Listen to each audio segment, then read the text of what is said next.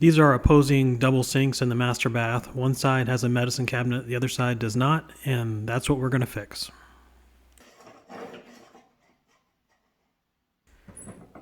I want to cut an opening that to the left goes as far as the framing allows, and that's what that stud finder is marking. On the right, I'm using the same distance from the wall as the existing cabinet. I know from construction photos there's some electrical running behind here, so I'm peeling off a triangle just to get a little peek before I cut further.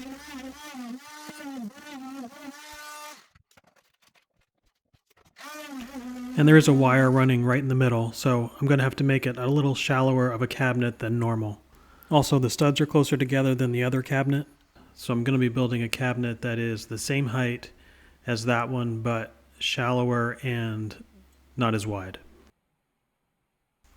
I'm using 1/2 inch birch plywood for the cabinet box and then 3/4 inch poplar for the face frame.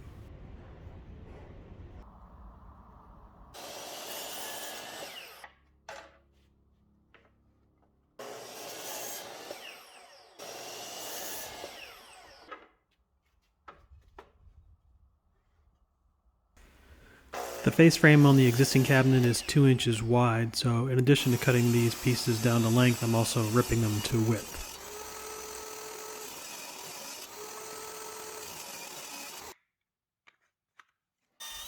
I'm drilling pocket screw holes in the face frame, and the way you would normally join this is you would glue these pieces and use the screws to provide the clamping force and hold the structure together until it dries. For that to work, you really have to clamp the two pieces you're joining together firmly, or else they will move when you try to drive the screw in. To avoid that problem, I'm doing things a little bit backwards here. I'm just using glue to start, using clamps as the clamping pressure, and then after the glue dries, I'm going back and adding the screws for whatever additional strength they provide.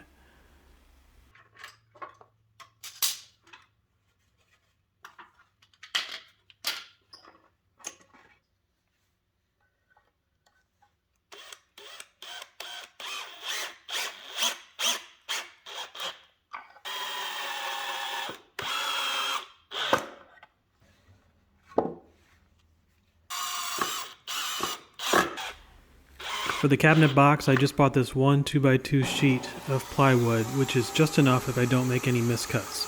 So of course I made some miscuts. I forgot to take into account the thickness of the plywood when I was cutting the sides of the box, and so I cut them all a 1/2 inch too narrow. Rather than buy more plywood, which is what I should have done, I just grabbed a piece that I had laying around the garage, but it was only 3/8 inch thick and it was a lower quality.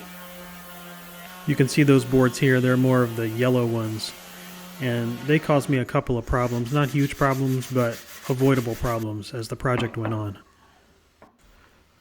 Cabinets are always so nicely finished, so whenever I work on a cabinet, I take the time to sand beforehand, I prime, I sand the primer, I put on the paint, I sand between coats of paint. Even after doing that here though, I couldn't get a very smooth finish on this wood, so I broke out the paint sprayer, which I almost never do because it's a pain in the butt to clean, but it does give you a really nice finish.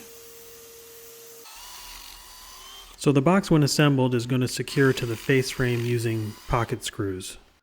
This one side of the box actually is the correct thickness, 1/2 inch, so I can drill the pocket screws directly in. But the other sides of the box where I substituted 3/8 inch are too thin, so I'm having to glue extra pieces to the back to give me enough material to drill the pocket screws into.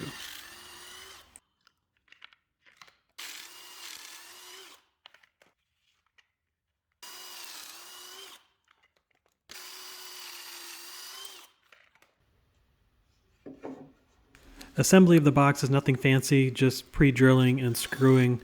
I'm sure there are better ways to assemble a cabinet box, and if I was making 3, 4, or 5 of these, I would certainly research what that was.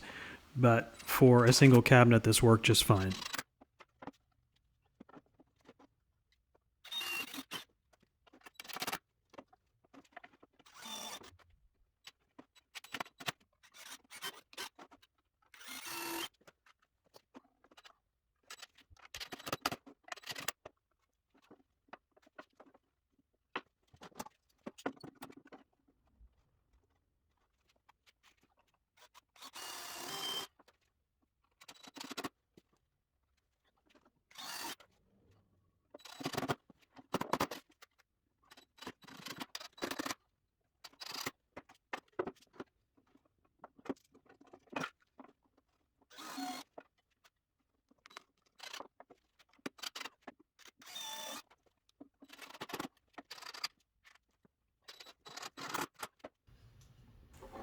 For the shelves, the easiest way to get them spaced and level was just to cut a spacer block.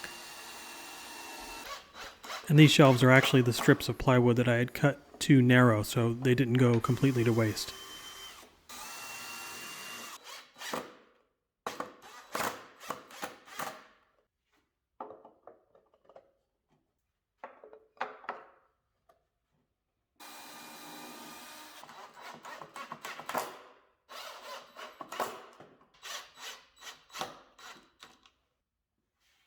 And now to fasten the box to the face frame.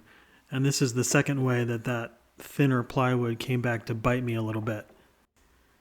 I'm using a spacer block to get the box centered on the face frame, but I forgot that one side of the box is 1/2 inch, the other side is 3/8 inch, so it's actually not quite centered.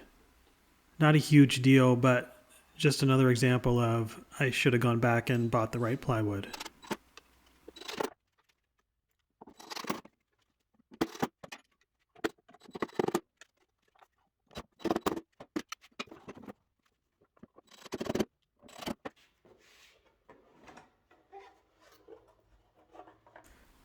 I'm anxious to dry fit the cabinet, but first I need to build a shelf that it can sit on. I'm gluing and screwing scraps of 2x4 into the drywall opening.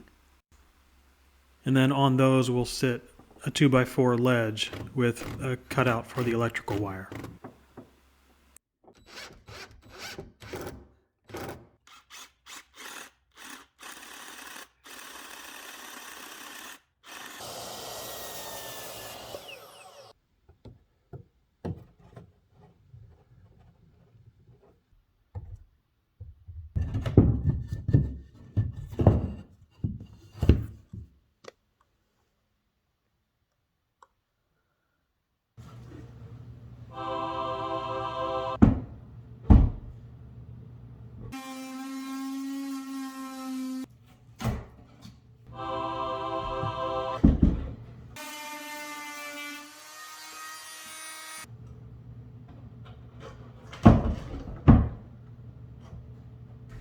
Final steps for the cabinet are to caulk all the joints and then to cover up the fronts of the plywood shelves. For that, I'm just using the strips of poplar that I had cut off to make the face frame the correct width.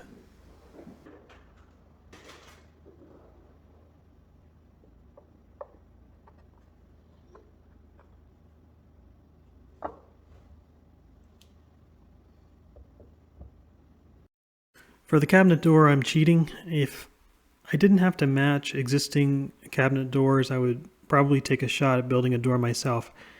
But I don't have the router bits that match the profiles for my cabinet doors, and I found a pretty good match on this cabinet door website. The price wasn't too bad, so I just went ahead and ordered a door of the right size and a couple of hinges.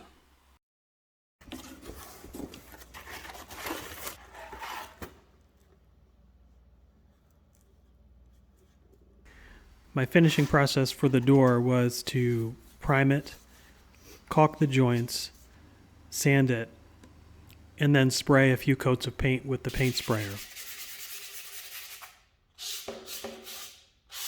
I went ahead and sprayed the cabinet one more time as well to cover up the caulk.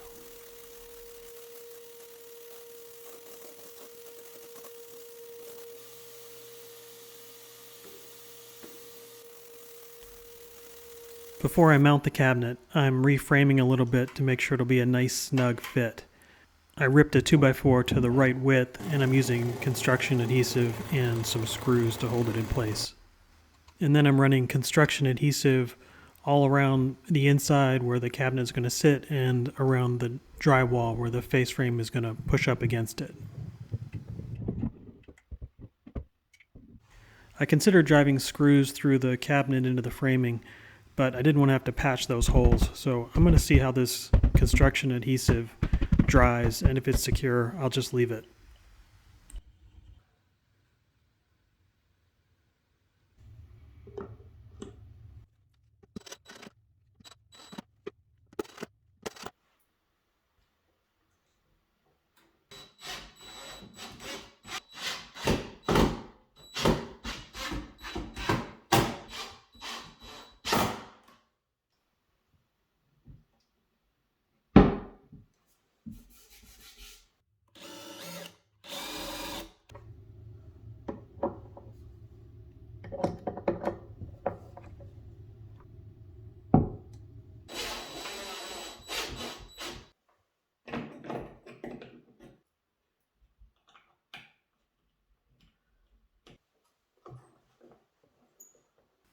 So here we are at the end. Pretty straightforward project.